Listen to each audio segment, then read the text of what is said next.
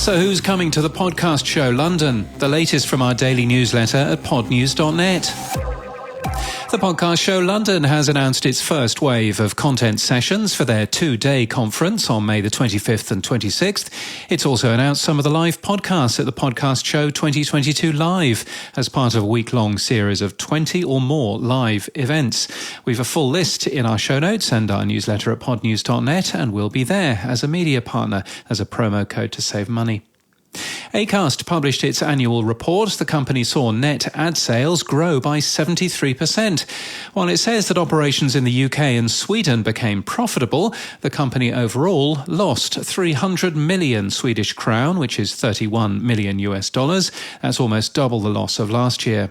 In the report, CEO Ross Adams claims we are entering a new era in podcasting. He reaffirmed the company's support for the open nature of podcasting using RSS, and also says that advertisers are, quote, targeting conversations, not individual users, highlighting a new privacy-safe initiative from the company dubbed conversational targeting.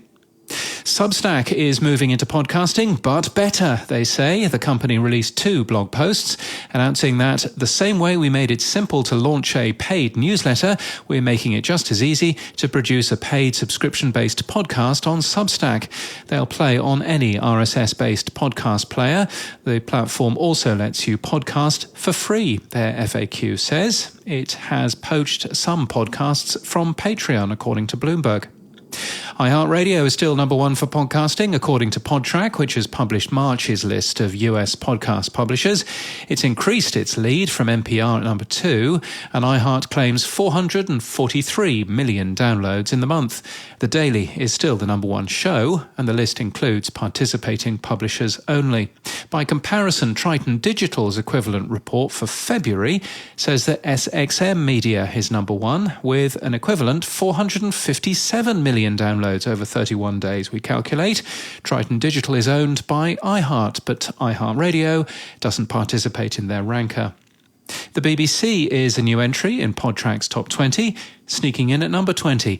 The corporation has declined to share their global numbers, but claim a US unique monthly audience of 2.7 million. It's represented for ad sales in the US by Acast. PodOps has been launched, a mobile app that promises the most advanced way for podcast show hosts and guests to connect and book interviews.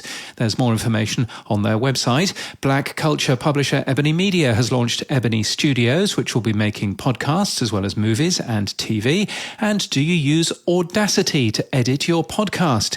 Here's a reminder. Audacity is ultimately owned by a company based in Russia.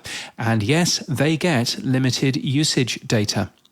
And thank you to Callin, a new social podcasting app, for becoming our latest gold supporter. Callin offers free tools to help you record, edit and distribute your content, and we're grateful to them for their support of our newsletter. You can and should be like Callin at podnews.net/support. And in podcast news, NPR's daily news podcast Up First celebrated its 5th birthday yesterday. It's been in Podtrac's top 20 podcasts for 60 consecutive months and took home the Ambie for Best News Podcast this year. Australia is just about to go into a federal election. Oh, good. And On the Trail Election 2022 is the first of a number of podcasts we'd expect to launch about ScoMo versus Albo. On the Trail is from 9 News, hosted by Charles Croucher. It also has some of 9's radio stars and 9 News' political editor Chris Ullman. Also new from 9 Radio, Deb Knight's Polly Waffle, a slightly tenuous construct, an in-depth long-form interview series hosted by 2GB's Deb Knight, interviewing Pollys over a plate of waffles. Genuinely. Epi After Dark launches today, an educational and scientific podcast about the dark and mysterious world of the most fascinating pathogens. We're told it's a whirlwind of powerful information.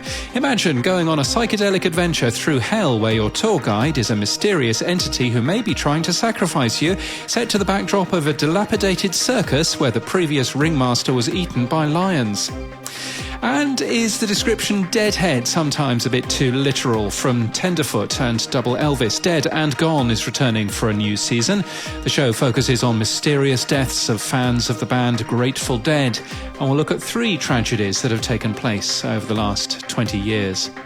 Trailers coming up, but that's the latest from our newsletter. To read all the stories in full and subscribe, we're at podnews.net.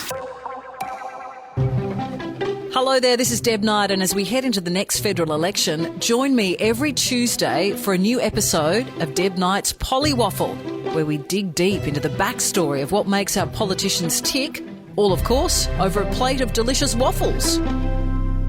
There were 5 days of Grateful Dead concerts. Thousands of their loyal fans enjoyed them. And although the Dead's music is out of the 60s, the time of so-called peace and love, police report several arrests, among them 15 for drug violations and the murder of a lifetime Grateful Dead admirer, Adam Katz. The Grateful Dead are one of the most successful and impactful bands in music history. Their music and their ethos of peace, love, freedom, psychedelic experimentation, and musical improvisation all combine to compel millions of fans from all walks of life to identify as Deadheads and flock to Grateful Dead shows. Since the band's inception, there has been a darkness that has followed the Grateful Dead. Over the years, numerous Grateful Dead fans have gone missing or have been killed.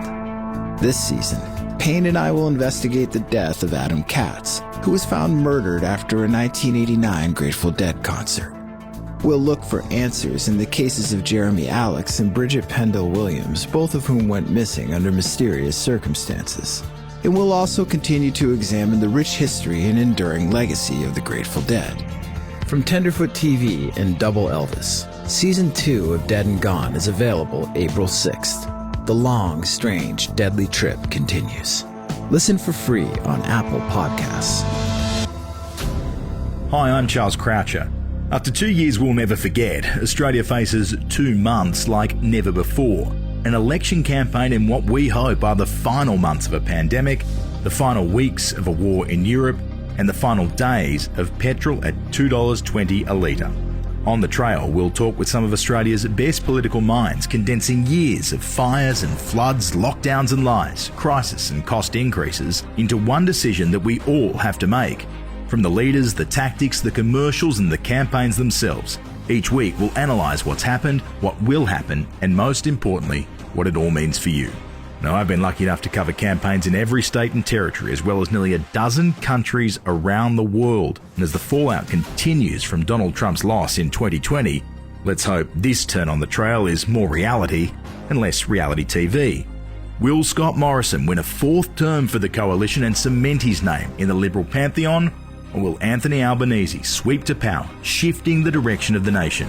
Before you get to the ballot box, you can go on the trail.